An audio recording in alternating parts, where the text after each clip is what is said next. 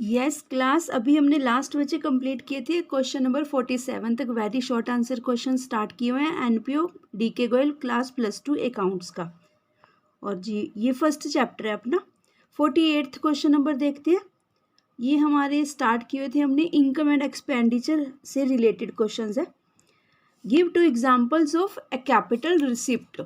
Capital receipt means जो related है हमारी बैलेंस शीट से। Revenue receipt, capital receipt. Capital receipt यानी कि लमसम अमाउंट जो एक टाइम ही आती है। जैसे देखिए स्पेसिफिक डोनेशन क्या है, एक जनरल डोनेशन होती है, एक स्पेसिफिक। जनरल मीन्स बस कोई दान दे गया हमारी संस्था को, बट ये बोलकर नहीं दे के गया कि आप स्विमिंग पूल के लिए यूज़ करना या टूर्नामेंट फंड के लिए यूज़ करना या बिल्डिंग बनाने के लिए, कुछ नाम बोलकर नहीं देकर गया, बस जनरल दे गया, वो होते हैं जनरल डोनेशन। ये स्पेसिफिक डोनेशन है। स्पेसिफिक मतलब स्पेशल पर्पस के लिए, यानी कि हम बिल्डिंग बनाने जा रहे हैं, कहीं पर हमने कहीं बात कर दी है कि जो हमें डोनेट करके गए अमाउंट, तो उन्होंने सोचा क्यों ना कुछ अमाउंट चलो डोनेशन दे दी जाए बिल्डिंग बनाने के नाम पर, दान हो जाएगा एक तरह से, ठीक है। तो डोनेट करके गया, ये हमारी स्पेसिफिक होती है। तो हमेशा ये जो जनरल डोनेशन होती है वो इनकम एंड एक्सपेंडिचर अकाउंट में आती है। स्पेसिफिक डोनेशन किसी नेम के साथ जब अटैच्ड हो जाती है वो हमेशा बैलेंस शीट में जाती है। Life membership fees, life membership तो हमेशा ही, क्योंकि whole of the time period जब तक एग्जिस्ट करती है हमारी चैरिटेबल ट्रस्ट, डिस्पेंसरी, संस्था, कुछ भी, एक बार ही आनी है फीस, तो ये भी कैपिटल नेचर की है और बैलेंस शीट में जाएगी। अगर एंट्रेंस फीस वगैरह होती है, कुछ नहीं मेंशन होता, वो इनकम एंड एक्सपेंडिचर अकाउंट में एंट्री करते हैं हम उसकी। देखिए जी 49th क्वेश्चन देखिए, give to examples of revenue receipt. Capital receipt, revenue. 48 and 49th को रिलेट करके लर्न करना, जैसे कि हमने 46 और 47 को किया था, ऐसे 48th और 49th। Revenue receipt, revenue receipt मतलब बारी बारी आने वाला, ठीक है, आने वाली इनकम। सब्सक्रिप्शन है, सब्सक्रिप्शन क्या है, एक नॉमिनल सी फीस रखी हुई है हमारे मेंबर्स के लिए कि जब भी अगर वो हमारी संस्था के साथ अटैच्ड होना चाहते हैं तो उनको एक पेमेंट करके एंटर होना पड़ेगा, सो दैट कि वो हमारे according rules and regulation follows कर सके, और जब भी हम कहीं पर सेवा करने जाएं वो भी साथ हमारे साथ निभाएं। तो ऐसी कुछ फीस रखी है। जैसे सपोज ऑफ दैट हम क्लब के मेंबर बनना चाहते हैं या एकम न्यास के मेंबर बनना चाहते हैं, कुछ इस टाइप का, तो नॉमिनल सी फीस है। ये रेवेन्यू नेचर की रहती है, क्योंकि ये तो बारी बारी आती रहती है। ये मंथली भी हो सकती है, हाफ ईयरली भी हो सकती है, क्वार्टरली भी हो सकती है, ठीक है, उस टाइप की होती है। रेंट, सैलरी, वेजेस, कमीशन अगर आ रहा है तो that is all are revenue receipt के हैं। चलिए जी, अब ऐसी रेवेन्यू रिसिप्ट और कैपिटल रिसिप्ट की टू एग्जांपल्स थी। अब ऐसे बचे कैपिटल एक्सपेंडिचर और रेवेन्यू एक्सपेंडिचर के, इनको रिलेट करके लर्न करना 50th एंड 51 को, ठीक है। ऐसे रिलेट करके बहुत अच्छा सा लगेगा और परमानेंट आपके लर्न रहेंगे। बेसिकली बच्चे ये सभी क्वेश्चंस कहाँ से आ रहे हैं, +1 की अकाउंट्स की अगर आप बुक उठाओगे उसमें आपका चैप्टर है कैपिटल एंड रेवेन्यू से। कैपिटल एंड रेवेन्यू 2-3 पेजेस का चैप्टर है, very easy, very very important chapter है। ये सब कुछ वहीं से रिलेट करता हुआ आया है, ठीक है जी। कैपिटल एक्सपेंडिचर होता है, कैपिटल इनकम होती है, रेवेन्यू एक्सपेंडिचर होती है, रेवेन्यू इनकम होती है। रेवेन्यू हमेशा रिलेट करता है प्रॉफिट एंड लॉस अकाउंट से, और कैपिटल हमेशा रिलेट करता है हमारा बैलेंस शीट से। तो देखिए एक्सपेंडिचर में क्या है, कैपिटल एक्सपेंडिचर, बिल्डिंग। देखिए बिल्डिंग क्या है, बिल्डिंग एक लॉन्ग टाइम की इन्वेस्टमेंट है। क्या हम बिल्डिंग रोज रोज खरीदने जाएंगे मार्केट में, नहीं। बिल्डिंग लगा लीजिए, मशीन, फर्नीचर, ठीक है, स्कूटर, मोबाइल, व्हीकल्स, कार, जो हम काफ़ी टाइम से प्लान कर रहे होते हैं कि हम परचेज करेंगे, मनी कलेक्ट कर रहे होते हैं, ठीक है। तो इट मीन्स हमने इन्वेस्टमेंट की है, कैपिटल एक्सपेंडिचर किया है, किसके ऊपर, बिल्डिंग परचेज करने के ऊपर।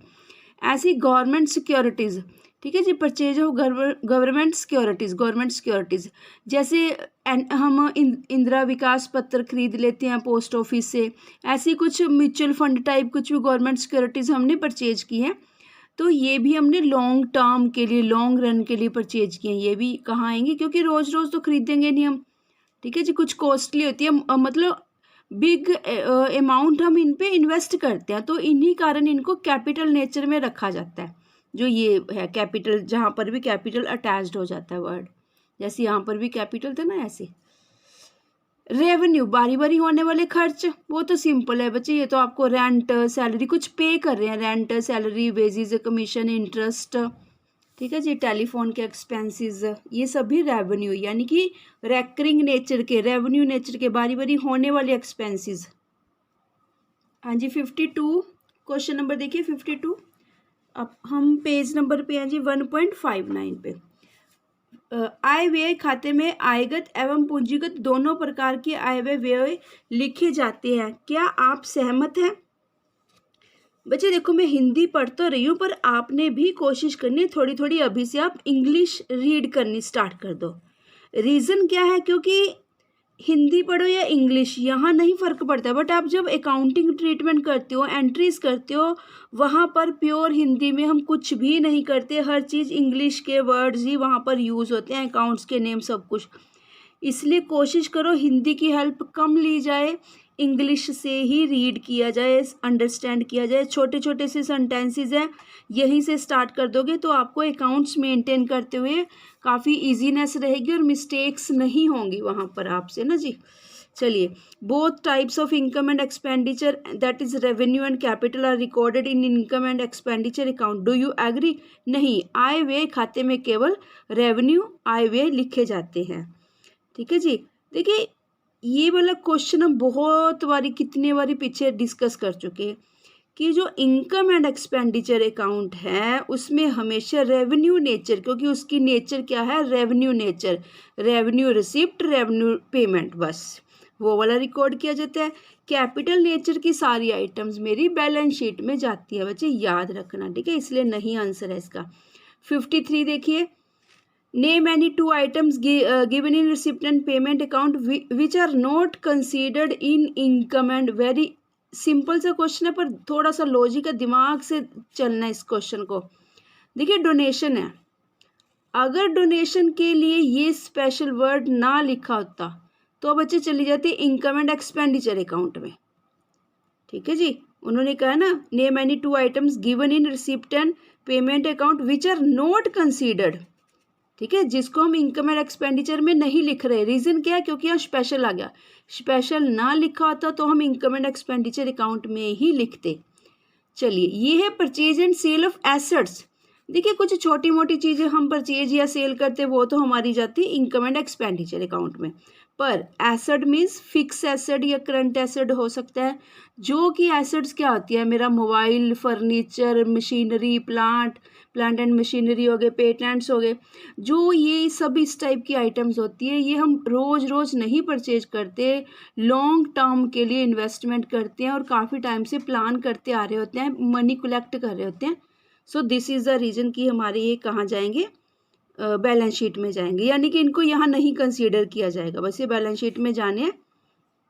54th देखिए जी, income and expenditure accounts is prepared on cash basis, income and expenditure account, do you agree? नहीं, क्योंकि कैश बेसिस नहीं बोलेंगे बच्चे, जो एक्रूअल बेसिस बोलेंगे। Accrual means outstanding, advance, prepaid, earned but not received, ये सारा कुछ कहाँ आना है, इनकम एंड एक्सपेंडिचर अकाउंट में आना है, क्योंकि कैश बेसिस पे क्या क्या मेंटेन करते हैं, कैश बेसिस पे purely receipt and payment account. Income and expenditure account हम एक्रूअल बेसिस पे, जिसको उपार्जन आधार बोला जाता है, उपार्जन आधार मीन्स आउटस्टैंडिंग कुछ रहता है, यानी कि देना रहता है, सैलरी, मान लो कोई एम्प्लॉय रखा हुआ है काम करने के लिए, काम तो हमने उससे मार्च अप्रैल का करवा लिया, पर जून चल रहा है, अभी तक हमने उसको मार्च एंड अप्रैल की सैलरी नहीं दी, इट मीन्स हमारे लिए वो लाइबिलिटी है, हम देंगे उसको एक बारी तो हम अपना इनकम एंड एक्सपेंडिचर अकाउंट में शो करेंगे, और उसकी के साथ उसकी सेकंड एडजस्टमेंट होगी बैलेंस शीट की लाइबिलिटी साइड, क्योंकि आउटस्टैंडिंग सैलरी इट मीन्स हमने देनी है, अब नहीं दी तो देनी है ही, ठीक है, फिर दे देंगे फ्यूचर में, बट लाइबिलिटी बनती है हमारी। चलिए जी 55 देखिए, पहले भी आया है ऐसे वाला क्वेश्चन, ठीक है जी, उसमें उसको वहाँ पर कंसीडर नहीं किया गया था, क्योंकि रिसिप्ट एंड पेमेंट कहता था कि मेरे पास प्योर कैश आना चाहिए, ठीक है, पीछे भी अब हम करके हटे यही वाला। 1 horse of a horse race club died, ठीक है, एक घोड़े की डेथ होगी हॉर्स रेस क्लब था, क्योंकि ये क्लब वगैरह सब इसी टाइप के बने होते हैं, एंड ये अपना एनपीओ के अंडर ही आते हैं। Insurance company has offer to settle the claim at 60%, will it be recorded in the income and expenditure account of the club. बिल्कुल सेम वैसा ही क्वेश्चन है, बस वहाँ पर कुछ और पूछा गया था जो यहाँ पर है, ठीक है, लास्ट वाली लाइन, ठीक है। क्या इसको इनकम एंड एक्सपेंडिचर अकाउंट में क्लब में रिकॉर्ड किया जाएगा? बिल्कुल किया जाएगा, ठीक है, क्योंकि वहाँ पर वो रिसिप्ट एंड पेमेंट में पूछ रहा था, रिसिप्ट एंड पेमेंट में नहीं रिकॉर्ड होगा, क्योंकि रिसिप्ट एंड पेमेंट है प्योरली कैश बेसिस पर, तो यहाँ पर कैश अभी आया नहीं है, उन्होंने अपने साथ कमिटमेंट की है, प्रॉमिस किया है कि हम आपको दे देंगे, ठीक है जी। Has offer to settle the offer, मतलब ऑफर किया ना, अभी दिया तो नहीं है ना। तो जो हमारा इनकम एंड एक्सपेंडिचर अकाउंट होता है वो एक्रूअल बेसिस पे मेंटेन करते हैं। अगर कुछ आना रहता है या देना रहता है तो सब कुछ हम रिकॉर्ड करते हैं, इसलिए हम क्या कहेंगे जी इसे? यस। चलिए जी 56th क्वेश्चन देखिए। When the receipt and payment account is converted into an income and expenditure account, ध्यान से देखिए क्या कह रहा है, जब हम रिसीप्ट एंड पेमेंट अकाउंट को कन्वर्ट करते हैं, चेंज करते हैं किसमें? इनकम एंड एक्सपेंडिचर अकाउंट में। एन अकाउंटिंग कंसेप्ट, बच्चे फिर से आप कहोगे कि मैडम बारी बारी +1 की बुक की तरफ ले जाती है। आपने conventions, assumptions, accounting concept 12 approximate 9 + 3 11 या 12 है, वो आपने बहुत अच्छे से चैप्टर किया है अकाउंटिंग प्रिंसिपल्स वाला, ये उसके रिगार्डिंग कुछ बात करना चाह रहा है यहाँ पर, ठीक है। An accounting concept is to be followed for the provisions of the accruals and outstanding, name the concept that is followed। बस यहाँ पर तो कुछ नहीं कह रहा है, accrual concept है वही वाला, क्योंकि वहाँ पर तीन तो कंसेप्ट हैं, बाकी अंजम्पशंस हैं +1 की अकाउंट्स की बुक में, डीके गोयल बुक में। बहुत बहुत इंपॉर्टेंट चैप्टर है बच्चे, वो थोड़ा सा हल्का सा टफ है रीड करना। अकाउंटिंग टर्म्स थोड़ी सी कुछ ऐसी है वहाँ पर, जैसे कंसिस्टेंसी है, ठीक है जी। ड्यूल कंसेप्ट तो चलो आपको सभी को पता होता है, ड्यूल तो होता है कि डबल एंट्री सिस्टम बेस्ड होता है हमारा अकाउंट्स। ये पूछ रहे कि हम आपको बारी बारी कह रहे हैं कि इनकम एंड एक्सपेंडिचर अकाउंट को एक्रूअल आउटस्टैंडिंग बेसिस पर मेंटेन किया जाता है, हम कह रहे हैं बारी बारी, और रिसिप्ट एंड पेमेंट अकाउंट को कैश बेसिस पर किया जाता है। अगर हम cash receipt and payment account को इनकम एंड एक्सपेंडिचर अकाउंट में कन्वर्ट करने जा रहे हैं तो हम फॉलो कर रहे हैं कंसेप्ट कौन से? एक्रूअल्स एंड आउटस्टैंडिंग। तो ये कौन सा कंसेप्ट फॉलो कर रहे हैं? यानी कि हम एक्रूअल कंसेप्ट, ठीक है। ये काफ़ी डिस्कशन हो चुकी है, बट आपने आंसर को ध्यान रखना है, ठीक है। यहाँ थोड़ा सा इनडायरेक्ट वे में पूछा गया क्वेश्चन, बट आपने ध्यान रखना कि क्या पूछना चाह रहा है, कि कौन सा कंसेप्ट फॉलो हो रहा है। ये भी कंसेप्ट है वहाँ पर, जैसे मनी मेजरमेंट कंसेप्ट है, ड्यूल कंसेप्ट है, कंसिस्टेंसी कंसेप्ट है, ठीक है जी, इसी टाइप का ये ध्यान रखना है। चलिए नेक्स्ट टॉपिक चलते हैं बच्चे अपना, स्पेसिफिक फंड। देखिए journal fund, specific fund. Journal तो किसी नाम ना लेकर वैसे दे दीजिए और उसको कहीं पर भी यूज़ कर सकते हैं। जैसे आपने एक सलमान खान की मूवी देखी होगी, उसमें वो अपनी सिस्टर की मैरिज के लिए, अपनी बाइक के लिए कुछ ऐसे पिग्गी बैंक लगा लेता है, मनी बैंक लगा लेता है, तो मनी कलेक्ट करता है।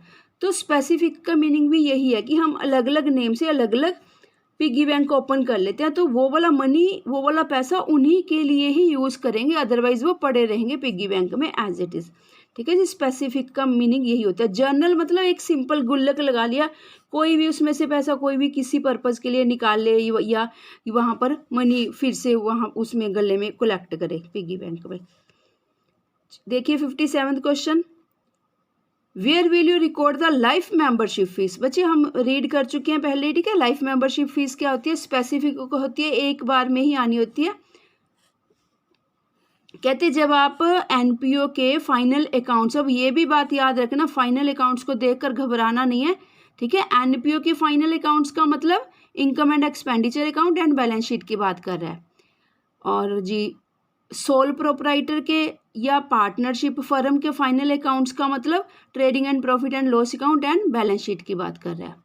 और जी कंपनी के फाइनल अकाउंट्स का मतलब कंपनी, थर्ड वाला, जो थर्ड और लास्ट हमारी फॉर्म ऑर्गेनाइजेशंस होते हैं, ऑर्गेनाइजेशंस की, अगर हम कोई ऑर्गेनाइजेशंस बनाने जा रहे हैं, 3 मेन फॉर्म्स मानी जाती है, 3 मेन प्रकार मानी जाती है, sole proprietorship, partnership firm and third one is company. Company के केस में फाइनल अकाउंट्स क्या बनाए जाते हैं, statement of profit and loss, और दूसरा बनाया जाता है जी second statement of balance sheet. ठीक है, अकाउंट वर्ड नहीं आता, याद रखना बस। चलो ये आपको पता है बच्चे, लाइफ मेंबरशिप फीस कहाँ आती है, लाइबिलिटी साइड। और इसका करना क्या होता है ये देख लीजिए, कैपिटल फंड, कैपिटल नहीं आएगा, कैपिटल फंड आएगा बैलेंस शीट में, और उसमें क्या करना होता है, कैपिटल फंड पहले लिखा जाता है, फिर उसमें ऐड करके लाइफ मेंबरशिप फी ऐड कर दी जाती है। जो लेगेसी होती है उसको नहीं ऐड करना, वो अकेली सेपरेटली वैसे ही शो करनी होती है, ये याद रखना। Life membership fees capital fund में जोड़ दी जाती है, बेसिकली हमारी कैपिटल इंक्रीज हो जाती है ना। 58 देखिए, लाभ न कमाने के लिए स्थापित संस्थाओं के अंतिम खाते बनाते समय खेल कोष को कहाँ लिखा जाएगा बच्चे, वेरी सिंपल सा ये भी, स्पोर्ट्स फंड, टूर्नामेंट फंड, ठीक है जी, बिल्डिंग फंड, कुछ इस टाइप को कोई भी फंड होता है ना, कोई भी, क्योंकि स्पेसिफिक फंड है ये, स्पेसिफिक, ठीक है। यानी कि इस नेम से हमने एक गुल्लक पिगी बैंक ओपन करके उसमें इस फंड का पैसा उसमें रख रखा है, अगर कुछ इससे रिलेटेड आता है तो उसी गुल्लक में जाता है, अगर खर्च करते हैं तो उसी गुल्लक से निकाल के खर्च करते हैं। तो ये कहाँ जाएगा जी, लाइबिलिटी साइड में, ठीक है जी, स्थिति दायित्व पक्ष में, बैलेंस शीट की लाइबिलिटी साइड में। एक बात बच्चे याद रखना, सपोज हमारे पास स्पोर्ट्स फंड के नेम से 10 लाख रुपीज़ पड़ा है हमारी संस्था में, तो क्या हम सोचेंगे कि इसको यहीं पड़ा रहने दे अपनी संस्था में, ठीक है, नहीं, हम सोचेंगे कि क्यों ना इसका यूज़ नहीं यूटिलाइज किया जाए। कैसे, पैसे से पैसा, यानी कि पैसे को इन्वेस्ट कर देते हैं, उस मनी को निकाल के हम इन्वेस्टमेंट में लगा देंगे और उसे इंटरेस्ट आएगा वो अर्न करेंगे, यानी कि हमें फ़ायदा हो जाएगा। पर ये तो मैं बात कर रही हूँ, अगर ऐसा काम करते हैं तो हम जाएगी हमारी ये बैलेंस शीट की एसेट साइड, यानी कि इन्वेस्टमेंट वाली साइड चली जाएगी। पर लाइबिलिटी साइड इसका हिसाब रखना है पूरा, ठीक है जी, वो एक हमने अपनी संस्था के पॉइंट ऑफ व्यू से किया है, पर ये पब्लिकली कि हाँ भी हमारे पास इतना फंड है, सबको दिखाने के लिए कि इतना इसमें से खर्च हो चुका। अपनी लाइबिलिटी साइड इसके जो खर्च होंगे इसी में से लेस करेंगे, अगर कोई और डोनेट कर जाता है स्पोर्ट्स फंड के नेम से तो इसी में ऐड ऑन कर देंगे। बच्चे इससे रिलेटेड बहुत सारे क्वेश्चंस आने वाले हैं आपको, sports fund, tournament fund, match fund, ठीक है, थोड़ा सा ध्यान रखना। चलिए 59वां क्वेश्चन देखिए, एक लाभ न कमाने के लिए स्थापित संस्था के अंतिम खाते बनाते समय खेल कोष, वही यही जो बच्चे अभी मैं बात करी थी ना, वही वाला क्वेश्चन आ गया बाई चांस।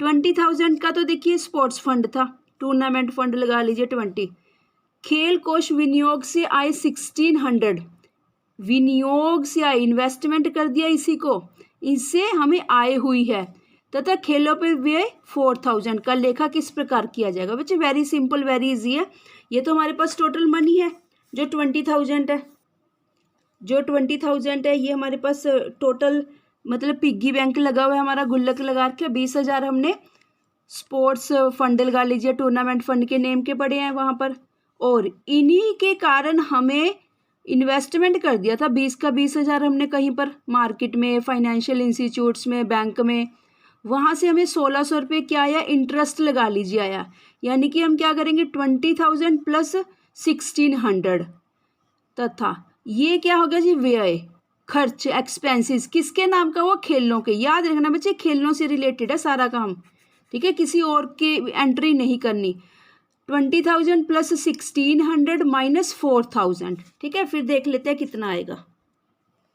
हाँ जी देखिए आंसर देखिए, 20,000 प्लस 1600 माइनस 4000, 17,600 को स्थिति विवरण के दायित्व पक्ष में, याद रखना लाइबिलिटी साइड आएगा, क्योंकि जो फंड है स्पोर्ट्स फंड है हमारा अपना नहीं है, लोगों ने दिया हुआ है, लोगों के लिए ही, ठीक है, मतलब पब्लिक से आया हुआ है, पब्लिक के लिए, पब्लिक ने क्या किया, as a charity, as a donation दान कर दिया, और हम इसी चीज़ को एज अ सर्विसेज, ठीक है, सेवा करने के पर्पज से बच्चों का कहीं ऑर्गेनाइज करा देंगे टूर्नामेंट फंड, वहीं पर इन्वेस्ट कर देंगे, लगा देंगे, मतलब ये नहीं कि उसको एज अ प्रॉफिट कुछ ऐसा समझ के हम आपस में बांट लेंगे, नहीं, कुछ ऐसा नहीं करते इसमें एनपीओ में। चलिए जी 16वां नंबर देखिए, जरा ध्यान से देखना क्या कह रहा है, while preparing the final accounts of A NPO how will you deal with entrance fees received, this बच्चे हाँ जी, ये ना एक इलस्ट्रेशन में क्वेश्चन भी दिया है, वेरी सिंपल है, वेरी इजी है। देखिए एंट्रेंस फीस के बारे में मैंने पहले भी थोड़ा सा डिस्कस किया था। अगर तो क्वेश्चन में कुछ भी नहीं लिखा होता, साइलेंट है, तो हमेशा सारी की सारी एंट्रेंस फीस हम क्या करते हैं, रेवेन्यू अकाउंट रेवेन्यू नेचर की मानकर इनकम एंड एक्सपेंडिचर अकाउंट में इसकी रिसिप्ट साइड, ठीक है जी, यानी कि क्रेडिट साइड एंट्री हो जाती है कि हाँ भी मेरे पास एंट्रेंस फीस आई है। पर यहाँ पर स्पेसिफिकली कैपिटलाइज्ड वर्ड, कैपिटलाइज्ड क्या कहता है, कैपिटलाइज्ड का मतलब होता है 10,000 का 40%, यानी कि 4,000, 10,000 का 40%, 4,000 है, 4,000 है, 4,000 का तो कहते हैं तुम आप क्या करो, बैलेंस शीट की लायबिलिटी साइड रख दो। याद रखो कैपिटलाइज्ड जो वर्ड होता है ना यहाँ, पूंजीकरण, पूंजीकरण, बस इस पूरे एनपीओ में बच्चे दो ही बातें घूमती हैं, पूंजीगत और दूसरा रेवेन्यू की हिंदी नहीं याद आ रही बच्चे क्या होती है, रेवेन्यू नेचर और कैपिटल नेचर का समान। बस कैपिटल बैलेंस शीट से उन्होंने बोल ही दिया कि 10,000 फीस आई है, मेरे पास एंट्रेंस फीस आई है, 10,000 का 40% करके उसको पूंजीगत कर दिया जाए। पूंजीगत मतलब कैपिटलाइज्ड, मतलब बैलेंस शीट की लायबिलिटी साइड पोस्ट कर दिया जाए। 10,000 में से 4,000 लेस करके जो 6,000 है, अंडरस्टूड है, फिर हम उसका क्या करेंगे, आय व्यय खाते के क्रेडिट साइड में लिख देंगे बस, ठीक है। 6,000 को इनकम एंड एक्सपेंडिचर अकाउंट की क्रेडिट साइड, क्रेडिट साइड हमारी क्या होती है, रिसिप्ट साइड होती है, ठीक है, जहाँ पर हमें हमारा वो इनकम आती है, रिसिप्ट साइड नहीं बोलेंगे, इनकम आती है, जो हमारी इनकम की बात करेंगे, रिसिप्ट एंड पेमेंट अकाउंट नहीं है, ये इनकम एंड एक्सपेंडिचर अकाउंट है। चलिए मिसलेनियस भी बच्चे मैं करवा देती हूँ जरा जल्दी से, क्योंकि जो अभी तक हम 3 टाइप के कर चुके हैं, पहले मेन बेसिक्स आए थे, उसके बाद रिसिप्ट एंड पेमेंट से रिलेटेड शॉर्ट क्वेश्चन थे, फिर इनकम एंड एक्सपेंडिचर से रिलेटेड थे, अब ये मिसलेनियस है जिसमें बैलेंस शीट के रिगार्डिंग भी कुछ बातें करेगा। कहता है अगर ओल्ड न्यूज़पेपर हैं वो हैं तो उसका क्या ट्रीटमेंट करोगे, ठीक है, how will you treat sale of, पुरानी रद्दी अखबारों की बेचते हो तो उसको फाइनल अकाउंट एनपीओ के बनाते हुए, एनपीओ याद रखना, ठीक है, ध्यान रखना। हम इसको क्या करेंगे, बस कह देंगे कि हमारी इनकम हुई है, कहाँ करेंगे, इनकम एंड एक्सपेंडिचर अकाउंट की क्रेडिट साइड करेंगे जी। कैपिटल फंड न दिया हो तो कैसे, बच्चे बहुत इंपॉर्टेंट क्वेश्चन है, याद कीजिए आपने 11th क्लास में इनकम्प्लीट अकाउंट्स किए हैं, इनकम्प्लीट अकाउंट्स या सिंगल एंट्री सिस्टम कह लीजिए, उस चैप्टर के कुछ क्वेश्चंस आपने किए थे सभी ने। अगर हमारे पास कैपिटल की अमाउंट नहीं होती तो हम ओपनिंग बैलेंस शीट बनाते हैं, याद रखना, ठीक है जी। कहाँ से निकालेंगे, हम लिखेंगे कि ओपनिंग बैलेंस शीट बनाकर जो यहाँ से बैलेंस आएगा, ओपनिंग बैलेंस शीट के रिगार्डिंग कुछ हमें एसेट्स दी होती हैं, ठीक है, वहाँ पर 2 सेशन की, ठीक है, 2 सेशन की, 2 फाइनेंशियल ईयर्स की एसेट्स दी होती हैं, बड़े ध्यान से वहाँ से चूज करनी होती है कि हमारे ओपनिंग बैलेंस शीट की कौन सी एसेट्स दे रखी हैं। फर्नीचर की होती है ऑलमोस्ट काफ़ी ऐसी सी एडजस्टमेंट, वो ध्यान रखनी है, एक फर्नीचर की होती है, एक इन्वेस्टमेंट की होती है, जो थोड़ी सी कन्फ्यूजन क्रिएट करती है, क्योंकि वो फर्नीचर और इन्वेस्टमेंट को क्या करता है, कभी तो बीच में ड्यूरिंग द ईयर खरीद लेता है, कभी बेच देता है, कुछ ऐसा सा होता है, तो थोड़ा सा ध्यान से करना बस, ठीक है। चलिए इस क्वेश्चन का आंसर क्या है जी, ओपनिंग बैलेंस शीट बनाकर बस हम ढूंढ लेंगे, ठीक है। जो कैपिटल फंड आएगा बेसिकली मेरी क्लोजिंग बैलेंस शीट में या फिर कह लीजिए फाइनेंशियल ईयर की बैलेंस शीट में काम आना, इसलिए चाहिए ही चाहिए होता है हमें। 63 देखिए जी, राजे सब्सक्रिप्शन के क्वेश्चन है, 2-3 ध्यान से देखना क्या कह रहा है। Subscription in arrear at the beginning, ध्यान दीजिए क्या कह रहा है, मेरे साल से, मेरे जो 12 मंथ होते हैं उनसे रिलेटेड है ही नहीं, ठीक है। ये देखिए क्या कह रहा है, subscription in arrear at the beginning, इसको हिंदी में थोड़ा सा सीधे से वे में सोच के देखिए, स्टार्टिंग में ही कुछ फीस रहती है आनी, बकाया आनी रहती है, जो मेंबर्स हैं स्टार्टिंग में ही रहती है। इट मीन्स जो मेरा फाइनेंशियल ईयर चल रहा है, मान लो मेरा चल रहा है 21-22 चल रहा है, हाँ जी हाँ, हमारा स्टार्ट हो चुका है 21-22 चल रहा है, तो मेरी नहीं है, यानी कि कौन से इसकी थी, ये वाली कौन सी थी, 20-21 की थी, इस वाले साल की थी, मेरे से रिलेटेड तो है ही नहीं। तो इन्होंने क्या पूछा, वर्ष के होता है अथवा क्या करना है, इसको डेबिट शेष होता है या क्रेडिट, इसे स्थिति विवरण में कहाँ लिखा जाता है जी, मेरी तो है ही नहीं, ठीक है, इसलिए इसे स्थिति विवरण के संपत्ति पक्ष में लिखा जाता है। मेरी का मतलब है मैं इनकम एंड एक्सपेंडिचर अकाउंट में रिकॉर्ड नहीं करूंगा, पर संपत्ति पक्ष में क्यों कहा है, क्योंकि देखिए फीस है, संस्था की फीस है, अभी तक आई नहीं है, कभी ना कभी तो आएगी ही ना। कुछ रह गए, जैसे स्कूल के बच्चे फीस नहीं देते तो कभी लेंगे ही ना, अगर एक सेशन निकल गया, 2 सेशन, वैसे इट मीन्स हमारी संपत्तियाँ कभी ना कभी आएगी, पर आई नहीं है अभी, तो इसको कहाँ लिखेंगे, ठीक है जी, डेबिट। पहले तो उन्होंने पूछा डेबिट होता है या क्रेडिट बैलेंस होता है, डेबिट बैलेंस लिखेंगे, क्योंकि जो संपत्ति एसेट साइड जितनी भी एसेट्स हम लिखते हैं उनका बैलेंस हमेशा डेबिट शेष ही बोला जाता है, इसलिए संपत्ति पक्ष। बच्चे यहाँ से ना मेन क्वेश्चन स्टार्ट हो चुके हैं 63 से, सब्सक्रिप्शन का चैप्टर है, बहुत बहुत ध्यान से करना है बच्चे। ऐसे अब ये वाली बात आ रही है, देखो क्या कह रही है, वो स्टार्टिंग का पूछा था, ये एंड ऑफ द ईयर। देखिए end of the year means मेरे अपने साल की है, यानी कि 21-22 की है, मेरी अपनी है, ठीक है। इसका क्या होता है, डेबिट शेष होता है या क्रेडिट शेष होता है, ठीक है, डेबिट शेष। इससे अंतिम, ये ध्यान रखना बच्चे, ये चीज़ ध्यान रखना, ये ओपनिंग बैलेंस शीट में कह रहा है, ये क्लोजिंग, बहुत बहुत ध्यान से 63 और 64 को रिलेट करके पढ़ना है, बहुत ध्यान से। ये मेरी अपने साल की नहीं थी, मेरे सेशन की नहीं थी, इसलिए मैंने अपनी बैलेंस शीट में इसका रिकॉर्ड नहीं किया। कौन सी बैलेंस शीट में किया, जो पुरानी बैलेंस शीट होती है, प्रारंभिक ओपनिंग प्रीवियस वाली बैलेंस शीट होती है तब। अब एंड ऑफ द ईयर यानी कि मेरा जो सेशन था, मेरा सेशन 21-22 मेरा सेशन है, 21-22 का मतलब 1/4/21 से लेकर 31/3/22 तक मेरा अपना सेशन है, यानी कि मेरे अपने सेशन की फाइनेंशियल ईयर की 12 महीने की 12 मंथ की सब्सक्रिप्शन फीस यानी कि अभी पेंडिंग रहती है, अभी आई नहीं है, मेरी अपनी है, तो मैं उसको क्लोजिंग बैलेंस शीट की संपत्ति सेम एज इट इज़ रहेगा, बस वो अब मैं अपनी बैलेंस शीट में दिखा दूंगा, क्योंकि मेरी अपनी बैलेंस शीट ये है, ये मेरी अपनी नहीं थी, ठीक है। ध्यान, बहुत ध्यान से ध्यान रखना बच्चे इसको प्लीज़। चलिए, और इनकी एक एक एंट्री उसमें भी होनी है बच्चे, इनकम एंड एक्सपेंडिचर अकाउंट में भी होनी है, ठीक है। ये मेरा अपना है, इनकम एंड एक्सपेंडिचर अकाउंट में इस सब्सक्रिप्शन को हम ऐड करेंगे, ये मेरी अपनी नहीं है, तो इनकम एंड एक्सपेंडिचर अकाउंट में इस सब्सक्रिप्शन को हम लेस करेंगे। चलिए 65, क्योंकि एक्चुअली इन्होंने इनकम एंड एक्सपेंडिचर अकाउंट में पूछा नहीं है तो इसलिए बताया नहीं है, बट हम ट्रीटमेंट, अकाउंटिंग ट्रीटमेंट करते हैं। How will you treat profit and loss from trading activities in case of, बच्चे अब ये सिंपल सा मेन क्वेश्चन, ये 3-4 थे बहुत अच्छे खासे।